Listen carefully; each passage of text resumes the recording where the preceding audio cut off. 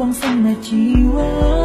តបងមិនមែនជាมึงតែបងគឺជាសំសើតែល្អព្រោះចង់ឲ្យអូនដើរផ្លូវត្រូវសន្យាបានទេថានឹងនៅក្បែរបងរហូតកុំទៅណាឆ្ងាយពីបងតើអូនដឹងទេចូលគេណាក្មេងតូចគេបារម្ភគេខ្វល់ខ្វាយកុំលែងឆាជាមួយនឹងផ្សេងឲ្យគេដឹងឡើយត្រឹមតែគេម្នាក់បានហើយមិនចង់បានអ្វីច្រើនទេសូមត្រឹមឲ្យចេះស្ដាប់បង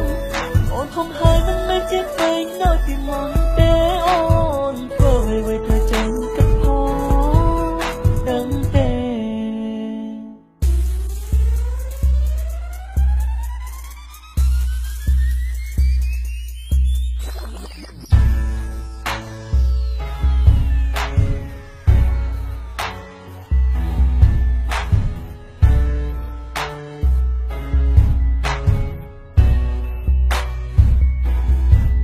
ក្មេងតូចពូកែងោក្មេងតូចពូកែខាងតែបងដឹងព្រោះអូនស្រឡាញ់បងក៏ស្រឡាញ់អូនហើយស្រឡាញ់រាប់លានដងឬនៅតែមិនយល់ពីបងទៀតក៏មែនទេតែងតែណាស់ទឿនអូនមុននឹងធ្វើអ្វីត្រូវតែឆ្លងកាត់បងសន្យាជីវិតបងមិនមែនជាมึงតែបងគឺជាសំសើតែល្អ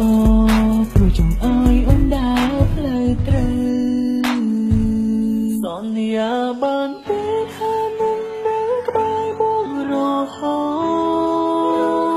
តកុំទៅណាឆ្ងាយពីបងតើអូនដឹងទេឈាំជួគេណាក្មេងតូចគេបារម្ភគេខ្វល់ខ្វាយកុំលែងឆាជាមួយនឹងផ្សេងឲ្យគេដឹងឡើយត្រឹមតែគេម្នាក់បានហើយមិនចង់បានអ្វីច្រើនទេសូមត្រឹមឲ្យចេះស្ដាប់បងអូនធំហើយនឹងមិនជាផ្សេងនៅពីមុនទេអូនធ្វើអ្វីទៅចេញទៅផងដឹងទេ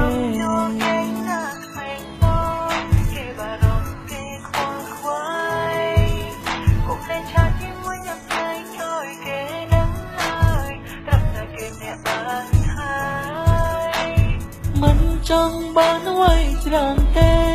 សូមត្រឹមឲ្យចេះស្ដាប់បងអូនធំហើយមិនមែនជាក្មេងនៅពីមុន